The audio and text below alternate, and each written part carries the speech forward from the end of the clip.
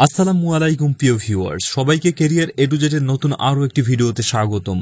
চাকরিজীবীর জন্য নতুন অর্থবছরের বাজেটে একটি বড় চমক এসেছে। মহার্ঘ ভাতা নয়, এবার সরকার ঘোষণা করেছে একটি বিশেষ প্রণোদনা, যা সরকারি, বেসামরিক ও রাষ্ট্রীয় বিভিন্ন প্রতিষ্ঠানের কর্মচারীদের জন্য কার্যকর হবে।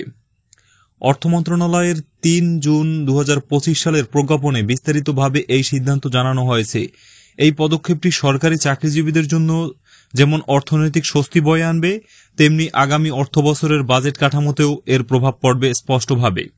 ২০২৫-২৬ অর্থবছর থেকে মহার্ঘ ভাতা বন্ধ রেখে সরকার যে মহার্ঘ ভাতা প্রজ্ঞাপন জারি করেছে, তাতে বলা হয়েছে ১ জুলাই ২০২৫ থেকে সরকারি ও স্বশাসিত প্রতিষ্ঠানের কর্মচারীরা তাদের মূল বেতনের উপর নির্ধারিত হারে বিশেষ প্রণোদনা পাবেন।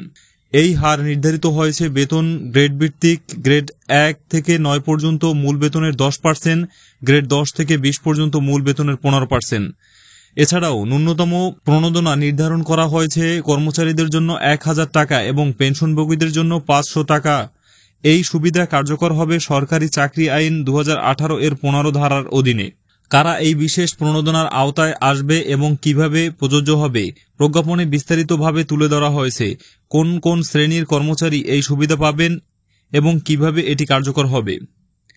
মহার্ঘ ভাতা প্রজ্ঞাপন অনুযায়ী কারা এই সুবিধা পাবেন: সরকারি, বেসামরিক, স্বশাসিত, রাষ্ট্রায়ত্ত প্রতিষ্ঠান, ব্যাংক, বীমা, আর্থিক প্রতিষ্ঠান, বর্ডার গার্ড বাংলাদেশ এবং পুলিশ বাহিনীর কর্মচারীরা এই সুবিধা পাবেন। প্রণোদনার হার কিভাবে নির্ধারিত হবে: বেতন গ্রেড ১ থেকে ৯ এর কর্মচারীরা মূল বেতনের 10% এবং গ্রেড ১০ থেকে ২০ এর কর্মচারীরা 15% হারে প্রণোদনা পাবেন।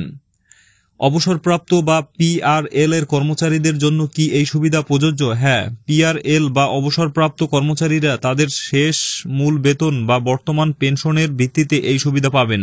সাময়িক বরখাস্তকৃত কর্মচারীদের কি এই সুবিধা প্রযোজ্য? হ্যাঁ, তবে তারা তাদের বরখাস্তের আগের বেতনের 50% এর ওপর গ্রেড অনুযায়ী নির্ধারিত হারে প্রণোদনা পাবেন।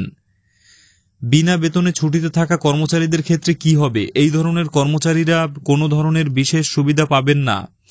বয়সভিত্তিক কার্যকারিতা: যারা ১ জুলাই ২০২৫ তারিখে কর্মরত থাকবেন তারাই মূলত এই সুবিধা গ্রহণ করতে পারবেন। পিআরএল ও অবসরপ্রাপ্ত কর্মচারীরা: পিআরএল এ থাকা কর্মচারীরা তাদের পিআরএল এ শুরুর আগের মূল বেতনের উপর নির্ধারিত হারে সুবিধা পাবেন।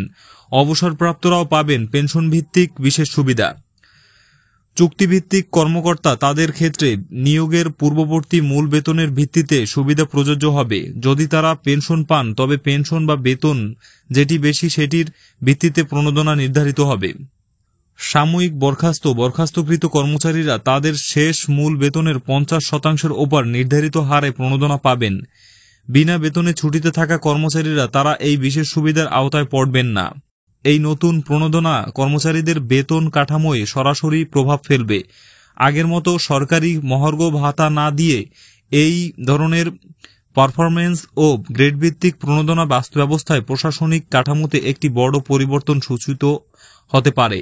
এটি একদিকে যেমন বাজেটের ভারসাম্য রক্ষা করতে সাহায্য করবে, তেমনি কর্মচারীদেরও একটা আর্থিক সুবিধা দেবে।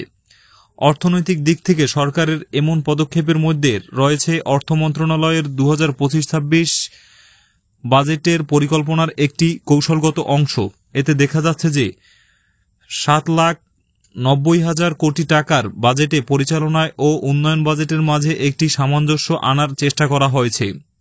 আরও জানা গেছে, সামগ্রিকভাবে বেতন কাঠামোর স্থিতিশীলতার আনতেই এই সিদ্ধান্ত নেওয়া হয়েছে। মহার্ঘ ভাতা প্রজ্ঞাপন এই প্রেক্ষাপটে সরকারি চাকরিজীবীদের জন্য একটি নতুন সময়ের সূচনা করেছে। কর্মচারীদের আর্থিক স্বাচ্ছন্দ্য বজায় রাখার পাশাপাশি রাষ্ট্রের ব্যয় ব্যবস্থাপনাকেও এটি গুরুত্বপূর্ণ ভূমিকা রাখবে। তো ভিউয়ার্স, এই ছিল আজকের ভিডিওটির শেষে একটি রিকোয়েস্ট: যদিও আমাদের ভিডিওটি ভালো লাগে অবশ্যই একটি লাইক এবং পরবর্তী সকল আপডেট সবার প্রথমে পেতে চাইলে চ্যানেলটি সাবস্ক্রাইব করে সাথেই থাকবেন। আল্লাহ হাফেজ।